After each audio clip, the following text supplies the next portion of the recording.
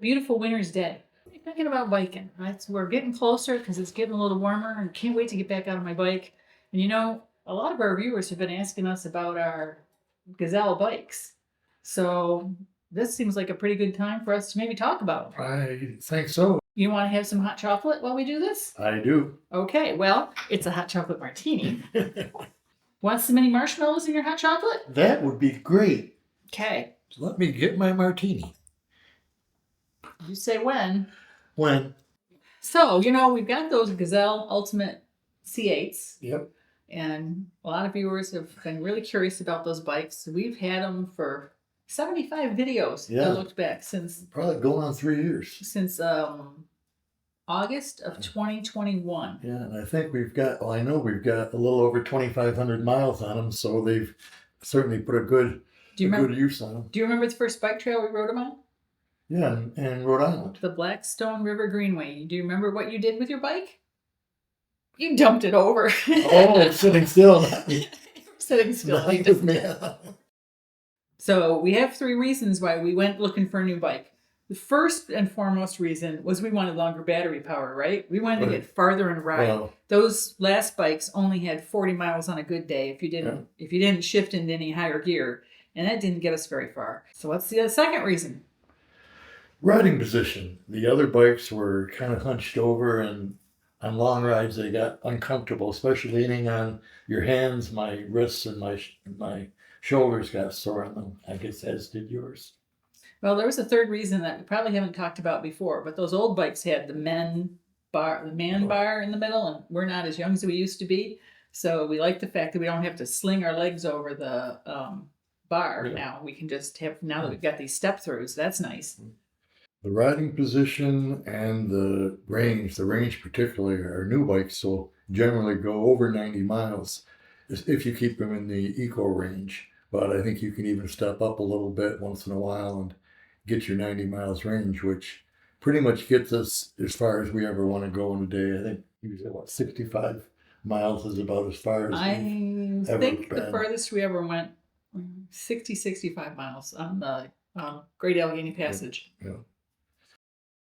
These handlebars, as you'll see, can go from down here on this pivot to way up here straight where we have them. And it makes the ride much more comfortable. I think one of the ways you tell the quality of a bike is the frame and how it's built. And this bike is built really, really well. If you look at the welds, it's an aluminum frame, but it's done so that it isn't going to move. A lot of bikes, if you go like this or go back and forth, you can feel the frame, not bend, but you can feel that it's not completely solid. This bike is solid. Man, the comfort of the bike makes it, you really appreciate it on those kind of rides too. The bike is really solid. It has large brakes. The brakes on the bike are Shimano disc brakes, and boy, they work well. We've been gone up and down some big hills, and they'll really stop this bike. The suspension isn't a real heavy-duty suspension, I guess, like on the forks in some bikes, but it has a spring where the forks assembly hooks to the frame, and it's just enough to take some of the rattle out of it. And then the seat post also is a spring, and it makes quite a difference when you're riding on a bumpy surface. Yeah, time for a little sip. One of the things I thought was really cool about these new bikes is when I have to come to a complete stop, even though I don't have a throttle anymore, it has another cool feature. Yeah, you can shift it while you're standing still. And we've all come up to places where we had to stop in emergencies and, oh shoot, we're in the wrong gear. And you try to get it down the gear, it goes clunk and rattle and whatever. With these bikes, you just stop, turn the handle, go down in whatever gear you want, and you're in that gear. There's no muss, no fuss.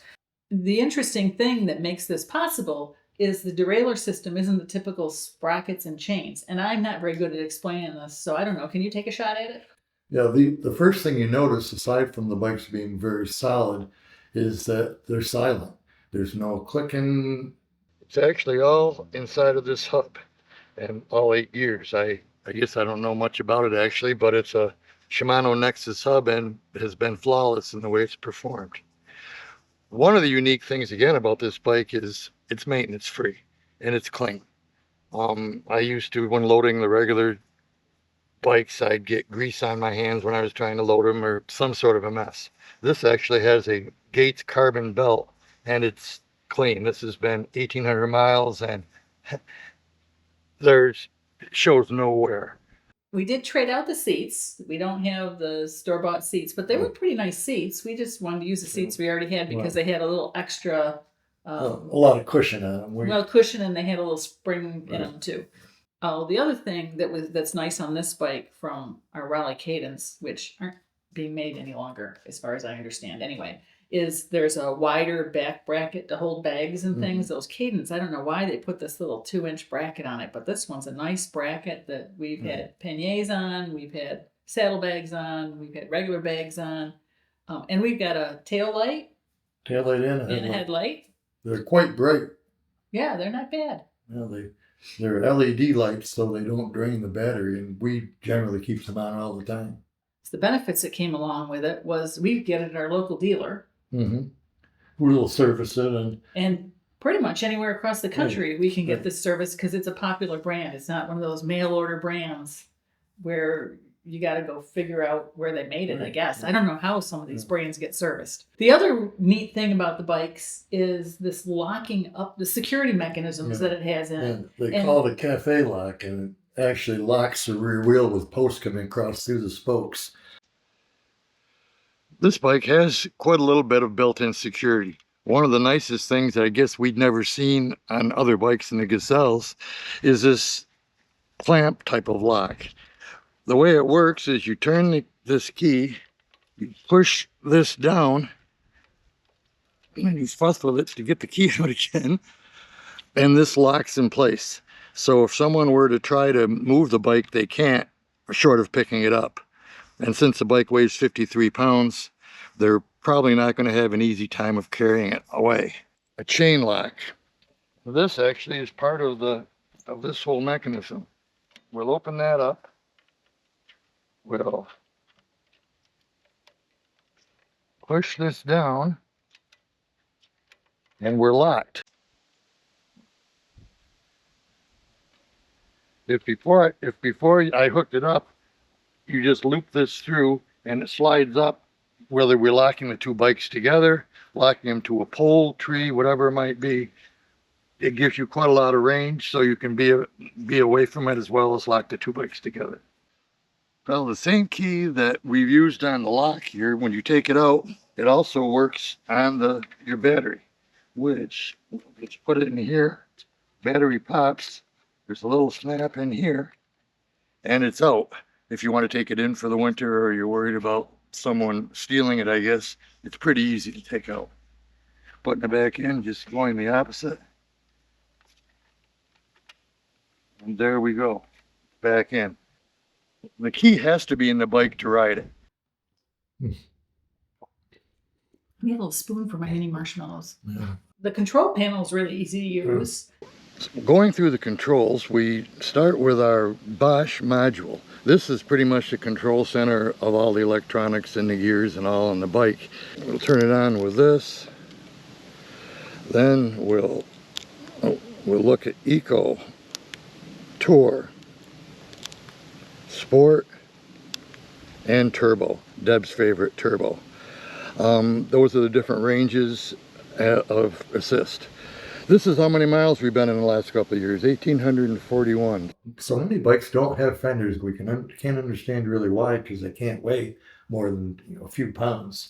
But when we get on either muddy or puddles or whatever on trails, you don't get all cracked. You don't get the streak up your back, or the bag on the back of your bike isn't all covered in crud. And we have ridden some pretty wet and muddy trails. Well, going through some of those tunnels, they're always a mess. Well, when you stop me under the waterfalls, it doesn't help me at all either. How about getting up hills? How do you feel about getting up hills? You can get up them all right, and just a little huffing and puffing, but there is no throttle, and I guess there's not quite that crutch with this, but no, you have to really pedal these bikes, and we've probably ridden only one trail where I have felt I don't know that the bike failed me, but I failed the bike maybe because I was in not good shape. And that was a snow canyon trail where we were climbing. Total elevation climb was 1,000 feet and at least a 15-degree hill. That was in Utah. That was in Utah. I mentioned the weight of the bike. It's, as e-bikes go, it's 53 pounds, and that's quite light for an e-bike. I think it's because of the transmission and its aluminum frame. When we load the bikes, we've got a bike carrier on the back of the Bronco, and I kind of pick up the bike by the forks and by the frame and lean it against myself and can set it on the carrier by myself. If you want to talk price, our bike is not in the bargain price category. But they're not. But it's not. Oh no, you can spend tens of thousands of dollars on an e-bike, and when we bought them, they were like $3,700, and the price has changed somewhat, and it might change somewhat yet again as life goes on. But like you said, it's not been in the shop. No, it's been a good, sturdy, reliable bike. Well, and we ride our bikes a lot. If it was something you were just going to ride up to town and back and 100 miles a year, I don't know that you could justify it. But for what we ride and all the features they have, I don't regret having them at all. I'm struggling to think of some things I don't like about this bike. I can't think of anything I don't like about these bikes. Well, the end of the trail when you have to get off of it. There you go. That's it. That's the thing I get sad when I have to get off my bike. The bottom line is we really like these bikes. We really like them. They've served us well. And they'll continue to serve us well. Yep. We're always kind of looking around seeing if there's something that we might want to use instead, but haven't come across it yet.